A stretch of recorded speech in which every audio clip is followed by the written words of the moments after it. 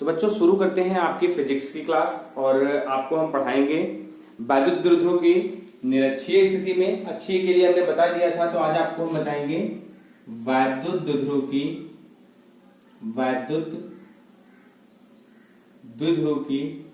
निरक्षीय स्थिति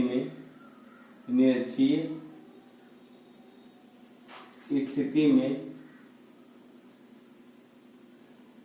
तीव्रता का व्यंजक प्राप्त करना। कैसे हम प्राप्त करते हैं वायु ध्रुव की निरक्षीय स्थिति में वायु क्षेत्र की तीव्रता का व्यंजक, ये आपको हम बताने जा रहे हैं। ठीक है, तो आप देखिएगा वीडियो को ध्यान से और आप समझने की कोशिश कीजिएगा कि हम क्या समझाने का प्रयास कर रहे हैं।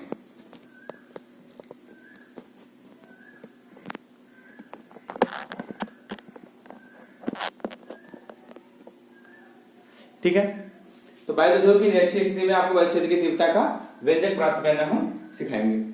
अब आप देखिएगा, ये मान लिया हमने क्या है, एक हमारा द्विध्रुव है जिसमें इधर आपका क्या है माइनस क्यू चार्ज है, इधर क्या है आपका प्लस क्यू चार्ज है, और ये हो गया इसका मिड पॉइंट।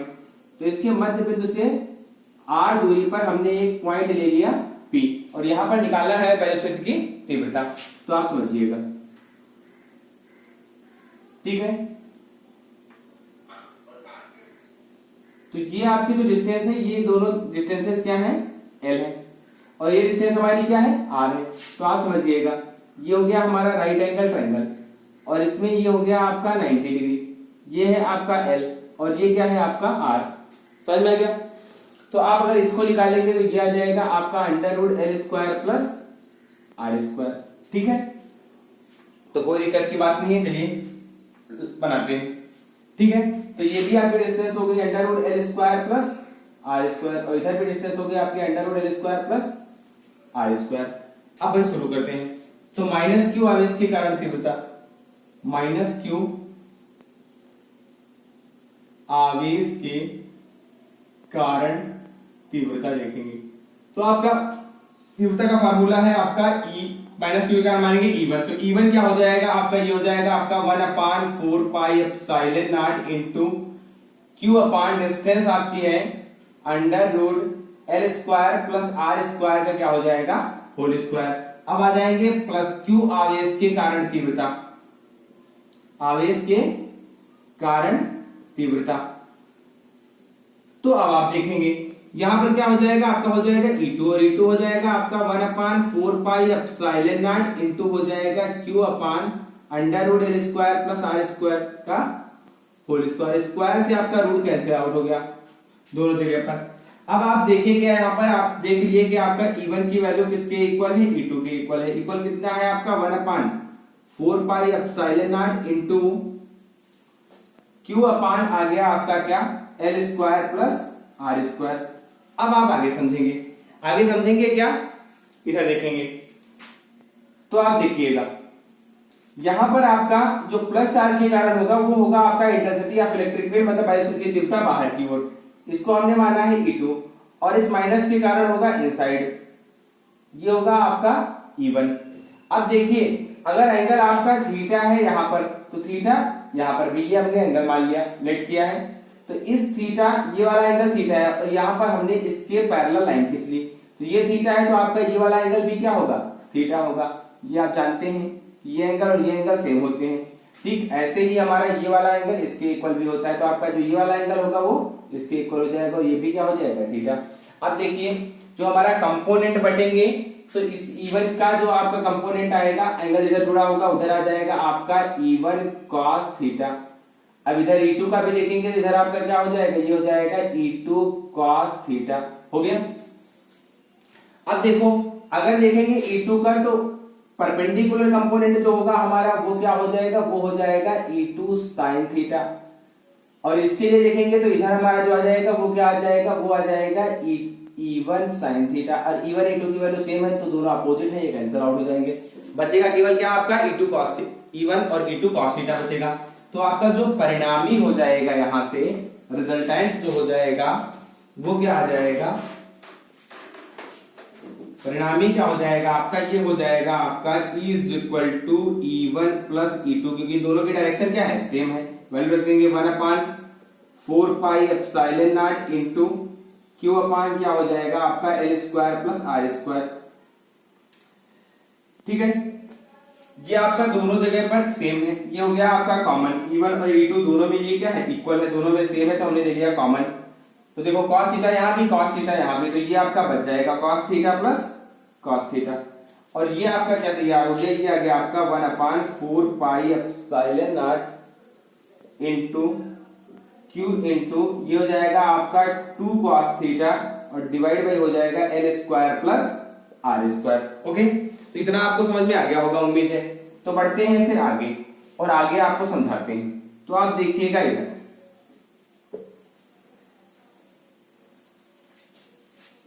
ठीक है, तो आप आगे देखेंगे यहां से। अब आप समझिएगा, ये आपकी वैल्यू आ गई, तो यहां पर हमको वैल्यू रखनी है cos थीटा की। तो पहले आपको cos थीटा की वैल्यू निकालना बताते हैं। ये जो आपका ट्राइंगल बना हुआ था, तो ये आपका थीटा है, ये डिस्टेंस है r और ये है l, और ये आपकी डिस्टेंस क्या है, under root l square plus r square. तो यहां से आपकी जो cos थीटा की वैल्यू आएगी वो क्या होगी, आधार बटे कर्ण। ये हो जाएगा आधार बटे कर्ण, मतलब बेस अपान हाइपोटेन्यूज। तो ये आपकी वैल्यू हो जाएगी L upon under root L square plus R square. ठीक है, तो इसकी वैल्यू को उठा करके इससे पुट करेंगे और इसको ले आते हैं इधर।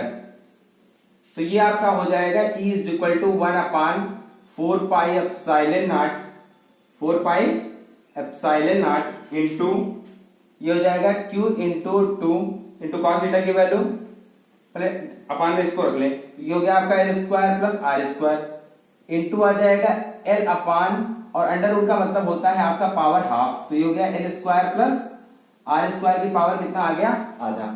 ये आ गया आपका। अब आप समझिएगा, यहां से आपका जो E की वैल्यू आ जाएगी वो आ जाएगी 1/4 pi epsilon naught into 2QL जो होता है ये होता है आपका P, तो ये आ गया P अपान, ये हो गया पावर 1 और यहाँ है हाफ आधा, तो ये हो जाएगा आपका जुड़ जाएगा, पावर ऐड हो जाता है मल्टीप्लाई में, तो ये हो जाएगा 1 + 1/2, तो ये इक्वल टू आ जाएगा हमारा 1/4 pi epsilon naught into P अपान आ जाएगा L square plus R square की पावर कितना आ जाएगा 3/2। ये समझ में आ गया आपको। आप बढ़ेंगे आगे, तो आपका क्या हो जाएगा, E इज इक्वल टू हो जाएगा, यहाँ पर एक काम और करना है आपको कि L की वैल्यू बहुत बहुत कम से है R से, तो हम L को क्या कर देते हैं, L को कर देते हैं नेग्लेक्ट, नगण्य मान लेते हैं। तो आपकी जो E की वैल्यू आ जाएगी वो क्या आ जाएगी 1/4 pi epsilon naught into P अपान केवल बचेगा R, क्योंकि L आपका हट जाएगा, नगण्य मान लेंगे तो इसको नेग्लेक्ट कर देंगे, तो केवल बचेगा आपका R, तो हो जाएगा R स्क्वायर की पावर 3/2, और 2 से 2 आपका क्या हुआ, कैंसिल हो गया। तो आपका जो E की वैल्यू आई वो आ गई 1/4 pi epsilon naught into P upon R cube. यही आपका डेरिवेशन है, समझ में आ गया होगा कि क्या है। ठीक है, तो ये आपका डेरिवेशन है, इसी का आपको व्यंजक निकालना था। ये जो फाइनल निकल करके आया है ये आपका है, ये है आपका E is equal to 1/4 pi epsilon naught into P upon R cube. अक्षीय में जो निकला था तो यहाँ पर क्या था, ये था आपका निरक्षीय, मतलब इक्वेटोरियल कंडीशन है, और अक्षीय में जो निकल के आया था आपका एक्सियल में वो क्या था आपका इज इक्वल टू था 1/4 pi epsilon naught into 2P अपान R क्यूब, ये था। ठीक है, तो आपका ये डेरिवेशन आपका क्लियर हुआ। ठीक है, तो बढ़ते हैं आगे, आप इसको नोट डाउन कर लेना। अब आपको बताते हैं आगे जो न्यूमेरिकल्स हैं, ठीक है, तो उनको समझने की कोशिश करेंगे, समझिएगा वो।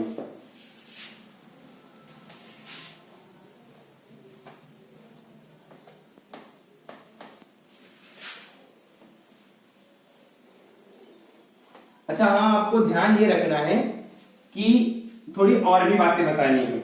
उसमें क्या है, उसमें है आपका जैसे कि पूछा जाता है कि माइक्रो क्या होता है, व्हाट इज माइक्रो। तो बात करते हैं कि एक माइक्रो जो होता है म्यू से लिखते हैं, इसको लिखते हैं, इसको बोलते हैं म्यू, इसको क्या बोलते हैं म्यू, और कहते क्या है, इसको कहते हैं माइक्रो। तो जो एक माइक्रो होता है आपका वो बराबर होता है 10⁻⁻6 कूलम के, और एक मिली जो होता है आपका वो होता है 10⁻⁻ 10⁻³ यहाँ पर कूलम नहीं होता है, ठीक है। जब चार्ज कहेगा तब कूलम होगा, अदरवाइज कूलम नहीं होगा। तो एक माइक्रो होता है 10⁻6 और एक मिली होता है आपका, जो mm होता है वो होता है आपका 10⁻3 और एक नैनो आपका होता है, एक नैनो आपका होता है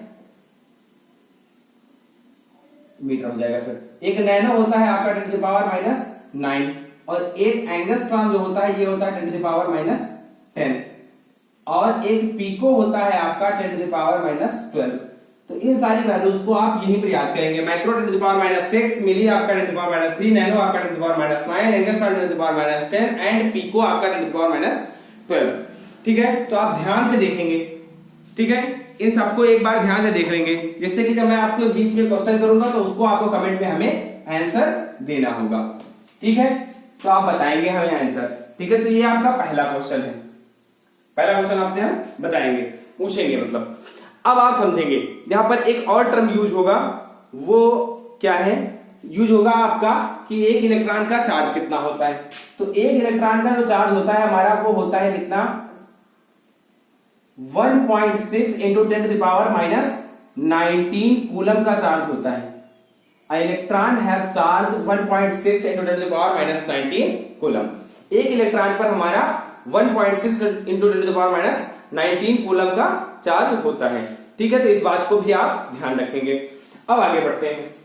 कहा गया एक चालक पर एक कूलम का आवेश है। आपसे कह दिया गया क्वेश्चन में एक चालक पर एक कूलम का आवेश है, तो इस पर सामान्य अवस्था से कितने इलेक्ट्रॉन अधिक या कम है। ठीक है, तो उन्होंने क्या कहा है, क्वेश्चन को फिर से समझिएगा। एक चालक पर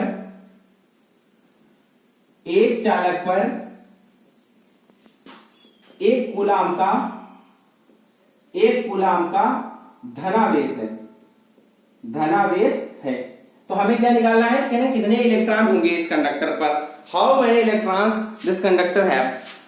A conductor have 1 coulomb charge, ठीक है, then find the number of electrons, positive charge, then find the number of electrons on it।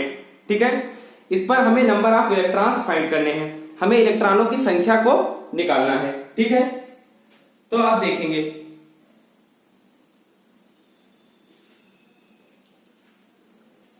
देखेंगे, क्या कि कैसे आपको क्या करना है। अब देखिए यहाँ पर जो आपका आवेश दे रखा है, चार्ज दे रखा है, वो कितना दे रखा है, आवेश दे रखा है Q बराबर 1 कूलम दे रखा है। Q बराबर कितना दे रखा है, 1 कूलम दे रखा है। और कहा गया है इस पर इलेक्ट्रॉनों की संख्या निकालनी है। तो हमने आपको फार्मूला पढ़ाया था कि Q बराबर क्या होता है, आपका Ne होता है। Q बराबर क्या होता है, Ne होता है। तो आपका क्या हो जाएगा, चार्ज जो हो जाएगा वो हो जाएगा, कितना दिया है, Q इक्वल टू ये दे रखा है आपका 1, n आपको निकालना है और E का मान होता है 1.6 इंटू 10⁻19 कूलम। अब आप देखिए अगर ये इधर आएगा तो क्या हो जाएगा, डिवाइड में, तो n की वैल्यू हो जाएगी हमारी 1/1.6 इंटू 10⁻19 कूलम। पॉइंट हटाएंगे तो ऊपर हमारा जीरो क्या होगा, बढ़ जाएगा, ये नीचे है तो ऊपर जाएगा, पावर प्लस में हो जाएगा। तो n इज इक्वल टू हो जाएगा 10 इंटू 10⁻19 डिवाइड बाय 16। अब देखिए यहां से एक पावर कम कर लो और एक जीरो इधर बढ़ा लो, 19 जीरो है इनके पास, एक जीरो इधर भेज दे, एक वहां पर हमने कम कर दिया। तो देखिए आप अब इसको भाग करेंगे तो 16 के अंदर 16 से बनना 96, बच गए हमारे 4, लगा दीजिए दशमलव हो जाएगा हमारा 40। अब 16 दूना 32, बचा कितना 8, दशमलव लगा है तो जीरो बढ़ा लेंगे, 16 पंचे 80, तो ये कट गया आपका, ये कितना आ गया 6.25 into 10 to the power 18 electrons, मतलब 18 इलेक्ट्रॉन्स। ठीक है, तो ये आपका आंसर आ गया। बात समझ में आ गई, तो इस क्वेश्चन को आप नोट कर लेंगे और अपने नोट्स बनाते चलेंगे। फिजिक्स की क्लास को पढ़ते हुए आप नोट्स जरूर बनाएंगे, कानों में ईयरफोन लगा के बैठेंगे, मना किया जाता है वैसे, लेकिन आपको पढ़ते टाइम कानों में ईयरफोन लगाना है, जिससे कि आवाज तुम्हारे कानों से होते हुए दिमाग में घुस जाए और हमेशा के लिए याद हो जाए। ठीक है, ये बहुत जरूरी है, जब तक आपको याद नहीं होगा तब तक आपके साथ हमेशा प्रॉब्लम आएगी। कुछ और न्यूमेरिकल्स को मैं बताता हूं आगे। ठीक है, कुछ और न्यूमेरिकल्स को हमारे देखेंगे। तो अगला जो न्यूमेरिकल कहा गया है कि 5 कूलम के 2 आवेश बराबर एवं विपरीत आवेश, उन्होंने क्या कहा है कि बराबर और विपरीत आवेश 5 कूलम के, 5 इधर है हमारा और 5 इधर है, दोनों कूलम में है, 5 कूलम और 5 कूलम के 2 चार्ज है हमारे पास, और कहा है कि दोनों इक्वल हैं और अपोजिट है, तो इक्वल तो हो गए, और इनको कहा है कि वो अपोजिट भी हैं। तो अगर ये अपोजिट है तो एक प्लस होगा तो दूसरा क्या होगा, माइनस होगा। कहा है इनके बीच की डिस्टेंस जो है, इनके बीच की दूरी 5 सेंटीमीटर है, 5 सेंटीमीटर दूरी है। अब देखिए जब दो बराबर और विपरीत आवेश बहुत कम दूरी पर रखे हैं तो इस संयोजन को हम क्या कहेंगे, इसको हम क्या कहेंगे, इसको कहेंगे द्विध्रुव। क्या कहते हैं, द्विध्रुव। When two equal and opposite charges are put at a very small distance, then this setup is known as electric dipole. जब दो समान एवं विपरीत आवेश एक दूसरे से बहुत अल्प दूरी पर स्थित होते हैं तो इस संयोजन को, संयोजन मतलब जुगाड़ को, इस संयोजन को शुद्ध भाषा में कहें अगर गांव की भाषा में तो हम इसे क्या कहते हैं, हम इसे कहते हैं जुगाड़। ठीक है, संयोजन को। तो इस संयोजन को क्या कहते हैं, इसको कहते हैं हम वैद्युत द्विध्रुव, वैद्युत द्विध्रुव बोलते हैं। अब देखिए वैद्युत द्विध्रुव के लिए आपको निकालना क्या है, इसमें आपका द्विध्रुव आघूर्ण निकालना है। क्या निकालना है, आपको निकालना है द्विध्रुव आघूर्ण। अब आप समझिएगा, आपको निकालना है डाइपोल मोमेंट मतलब P निकालना है। अब P इक्वल टू होता है क्या है, Q इंटू होता है 2L। Q तो आपको पता है, दोनों में से कोई भी एक चार्ज ले लेंगे तो आपका चार्ज कितना है, 5 कूलम। और कहा है कि इनके बीच की दूरी जो होती है इसी को कहते हैं 2L। इनके बीच की डिस्टेंस जो होती है इसको बोलते हैं 2L। L कभी मत मानिएगा, इसको क्या बोलते हैं, इसको बोलते हैं हम 2L। अब आप समझेंगे, इस वैल्यू को यहां पर रख देंगे तो क्या हो जाएगा, 5 सेंटीमीटर है, और 1 सेंटीमीटर जो होता है ये हमारा 10⁻² मीटर के इक्वल होता है, मतलब 100 से भाग करते हैं, 2 जीरो होते थे, पावर ऊपर जाती है तो हमारा क्या होती है, -2 हो जाती है। अब 5 बचे हो गया 25, गुणे 10 घाते कितना आ गया, -2।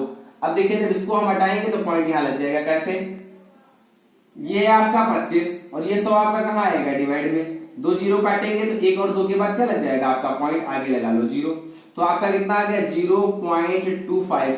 अब इसकी यूनिट क्या होगी, तो ये है चार्ज की यूनिट कूलम, और ये है आपकी लंबाई की यूनिट क्या होती है, मीटर। अब कहेंगे 2L है तो 2L का मीटर 2 गुना हो जाएगा, पावर होती तो लगाते हैं, नहीं तो फिर क्या है, उसको कितनी भी बार हो, मीटर कितनी भी बार प्रयोग हो, लेकिन वो कहा तो मीटर ही जाएगा। तो आपकी यूनिट क्या हो जाएगी, ये हो जाएगी आपकी यूनिट कूलम मीटर। मतलब इलेक्ट्रिक डायपोल मोमेंट की, वैद्युत द्विध्रुव आघूर्ण की जो मात्रक होता है, यूनिट होती है, वो क्या होती है, कूलम मीटर होती है। 1 नंबर का ये भी क्वेश्चन आता है, आप याद कर लेंगे, आगे आपके लाइफ में काम आने वाला है। ठीक है, तो आपके लिए बहुत इंपॉर्टेंट है, आप ध्यान रखेंगे और भूलेंगे नहीं। अब आगे बढ़ते हैं आगे, इसके बाद में दूसरा क्वेश्चन। तो आगे आपका क्वेश्चन है कि एक अल्फा कण, ठीक है, तो अल्फा कण पर क्वेश्चन क्या है, पहले क्वेश्चन बताते हैं, फिर उसको हम थोड़ा सा क्वेश्चन से पहले मैं आपको डायरेक्शन बताता हूं। ठीक है, तो पूछा गया है कि एक अल्फा कण एक वैद्युत क्षेत्र में रखा हुआ है तो उस पर कितना बल कार्य करेगा।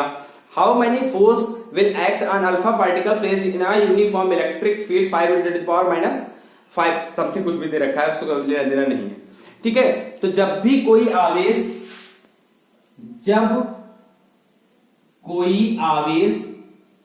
आवेश एक समान वैद्युत क्षेत्र में स्थित हो, एक समान वैद्युत क्षेत्र में स्थित हो,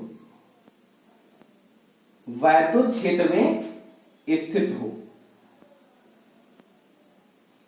जब कोई आवेश समान वैद्युत क्षेत्र में स्थित हो तो आवेश पर लगने वाला बल, आवेश पर लगने वाला बल, मतलब एक समान वैद्युत क्षेत्र में स्थित आवेश पर लगने वाला बल हमें फाइंड करना है कि हमारा फोर्स क्या होता है, लगने वाला बल हमें निकालना है। Force acting on a particle, charge particle placed in a uniform electric field. ठीक, हमें ये निकालना है।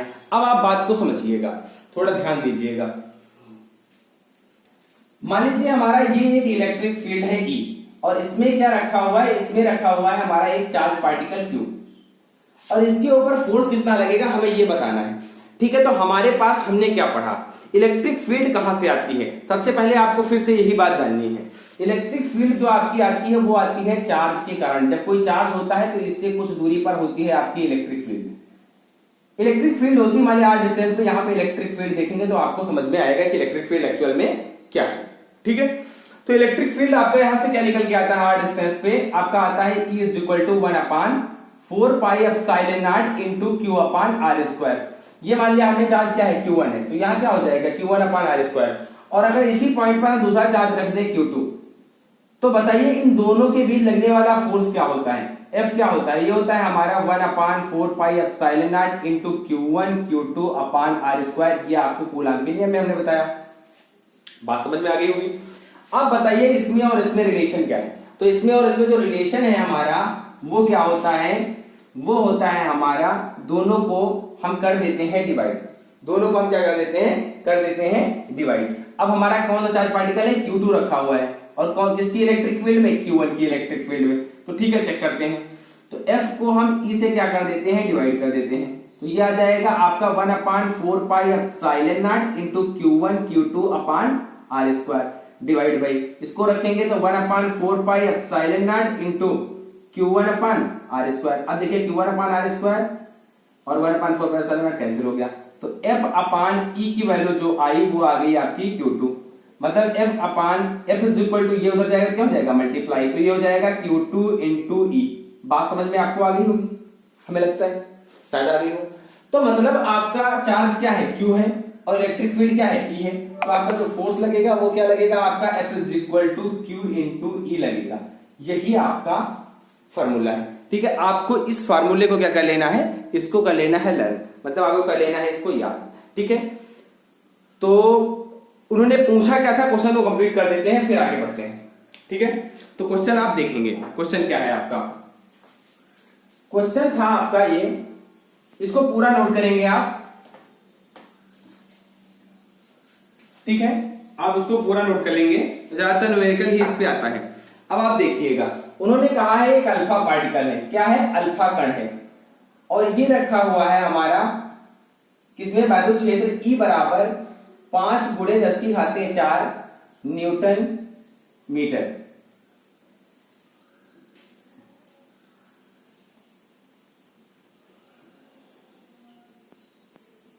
न्यूटन अपान मीटर। चलिए यूनिट निकाल के देख लेते हैं। तो हमारा जो E की यूनिट होगी वो क्या हो जाएगी, F इज इक्वल टू होता है हमारा Q इंटू E। तो हमारा यहां से जो E की यूनिट होगी वो क्या हो जाएगी, F अपान Q। तो इसकी यूनिट क्या होती है, न्यूटन, और इसकी यूनिट होती है कूलम। तो क्या हो जाएगी, न्यूटन पर कूलम। ठीक है, तो ये आपकी यूनिट हो जाएगी। तो आपको निकालना क्या है, अल्फा पार्टिकल पर जो चार्ज होता है ये याद कर लेना है। तो Q जो होता है अल्फा कण के ऊपर, ये होता है 2 इलेक्ट्रॉन का चार्ज होता है। अल्फा पार्टिकल पे आवेश कितना होता है, 2 इलेक्ट्रॉन के बराबर आवेश होता है। तो Q बराबर कितना हो जाएगा, 2 गुणे 1.6 × 10⁻19 कूलम का चार्ज हो जाएगा। अब इनको दोनों गुणा करा देंगे तो आपका Q बराबर कितना आ जाएगा, ये आ जाएगा 3.2 × 10⁻19 कूलम। समझ में आ गया होगा आपको। तो ये आपका आ गया चार्ज। अब आपको निकालना क्या है, फोर्स, मतलब आपको निकालना है बल। तो बल आपका क्या हो जाएगा, बल हो जाएगा आपका F is equal to Q into E। अभी आपको हमने फार्मूला बताया, तो फार्मूला आप देखेंगे, वैल्यू को रखेंगे तो हो जाएगा 3.2 × 10⁻19 इंटू आपकी E की वैल्यू है 5 × 10⁴। अब इनको गुणा करा देंगे तो 5 × 10 का 0, 5 × 15 और 1 16, दशमलव लगा लेंगे, गुणे 10 की घाते कितना हो जाएगा, माइनस का 19 प्लस का 4, घटा देंगे तो आ जाएगा 16 गुणे 10 की घाते -15। 19 से 4 घट जाएंगे, दोनों अपोजिट हैं, बड़ा आपका 19 है इसलिए लगाएंगे माइनस, आपका आ जाएगा कितना, माइनस का 15। और ये आ गई आपकी वैल्यू, और वो भी किसकी वैल्यू है, F की। और F की जो यूनिट होती है वो होती है आपकी न्यूटन। ये आपका जो बल का मात्रक होता है वो क्या होता है, न्यूटन होता है। ये आप समझ गए।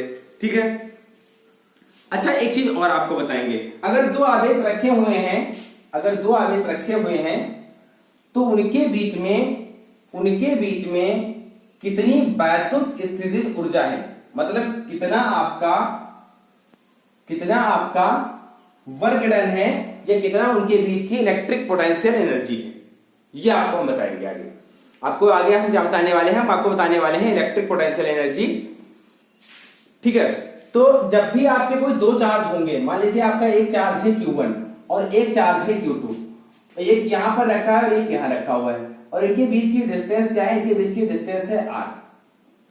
तो इससे पहले आपने हाई स्कूल में पढ़ा भी होगा, क्या पढ़ा होगा आपने, पढ़ा होगा पोटेंशियल। तो पोटेंशियल एक्चुअल में होता क्या, कहते हैं ना तुम्हारी पोटेंशियल क्या है, तुम्हारी पोटेंशियल क्या है हमसे बात करने की, तुम्हारी क्षमता क्या है, तुम्हारी औकात क्या है, औकात जिसे कहते हैं, ठीक है। तो पोटेंशियल मतलब है औकात, एक तरीके से कहें सामर्थ्य कहें, क्षमता कहें, औकात कहें गांव की भाषा में। वैसे आप शुद्ध भाषा में समझेंगे तो समझेंगे हमारी सामर्थ्य नहीं है। अक्सर लोग कहते हैं कि हमारी सामर्थ्य नहीं है तुमसे भिड़ने की, ठीक है। तो भाई यही हमसे भी समझ लेना, हमारी सामर्थ्य नहीं है, ठीक है। हम तो भाई औकात की बात नहीं करते हैं, हम बात करते हैं सामर्थ्य की, ठीक है। तो यहां पर बात करेंगे सामर्थ्य के बारे में। तो सामर्थ्य क्या होता है, किसी भी, देखो सामर्थ्य का मतलब ये है कि जैसे आप कहीं पता नहीं कहां हैं, इनफाइनाइट पे कहीं आप बैठे हुए हैं, इनफाइनाइट पे कहीं बैठे हुए हैं, और हमारा वो पोटेंशियल, हमारी वो क्षमता जिससे आज आप जुड़ करके हमको देख रहे हैं, हमारे इस वीडियो को देख रहे हैं, यही कहलाता है पोटेंशियल, यही कहलाता है पोटेंशियल। तो एक्चुअल में आप समझेंगे, ये हमारा एक इलेक्ट्रिक फील्ड है, जहां मैं खड़ा हूं, इस टाइम पढ़ा रहा हूं, ये मेरा एक इलेक्ट्रिक फील्ड है। और आप कहीं इनफाइनाइट पे हैं, नहीं पता हमको आप कहां हैं, इस टाइम आप कहां हैं हमें नहीं पता, लेकिन हमारा वो पोटेंशियल जिसके कारण आप वहां से मेरे इसमें खिंच आए, मेरे इस इलेक्ट्रिक फील्ड में खिंच आए, इसी को कहते हैं हम इलेक्ट्रिक पोटेंशियल। मतलब the work done to bring a point charge from infinite to a electric field is known as electric potential. अनंत से किसी बिंदु आवेश को एक वैद्युत क्षेत्र तक लाने में किया गया कार्य वैद्युत विभव कहलाता है, ठीक है। तो आप समझ गए होंगे कि क्या है हमारा, ये होता है हमारा वर्क डन। तो आपका क्या हो जाएगा, मान लिया हम इसका पोटेंशियल देखें तो हमारा क्या हो जाएगा, ये V जो होगा ये हो जाएगा आपका work done to bring the point charge, इस पॉइंट चार्ज को यहां तक लाने में, इस पॉइंट चार्ज को इसके इलेक्ट्रिक फील्ड तक लाने में जो वर्क डन है यही Q1 का पोटेंशियल है। Q2 पॉइंट चार्ज को Q1 की इलेक्ट्रिक फील्ड तक लाने में जो पोटेंशियल है वही क्या कहलाता है हमारा, वो कहलाता है हमारा वर्क डन। अब बताइए, ये इधर आएगा तो मल्टीप्लाई हो जाएगा, तो W इज इक्वल टू क्या हो जाएगा, V इंटू Q2। अब आप समझिए, जो पोटेंशियल होता है आपका उसका फार्मूला होता है 1/4 pi epsilon not into Q upon R। हमारे प्रीवियस वीडियो में आपने देखा होगा, अगर नहीं देखा तो पीछे जाकर के देख लेंगे, ये हम पहले पढ़ा चुके हैं। तो यहां पर आप देखेंगे कि जो W की वैल्यू आ जाएगी वो क्या आ जाएगी, V की वैल्यू रखेंगे 1/4 पाई एप्सिलॉन नॉट इंटू, और इसका देख रहे हैं तो क्या हो जाएगा Q1 अपान R इंटू हमारा क्या हो जाएगा Q2। तो आपका जो W आ जाएगा वो क्या आ जाएगा 1/4 pi epsilon not into Q1 Q2 upon R। यही है आपका वर्क डन, या यही है आपका वैद्युत स्थितिज ऊर्जा। दो बिंदु आवेशों के बीच वैद्युत स्थितिज ऊर्जा, दो बिंदु आवेशों के बीच,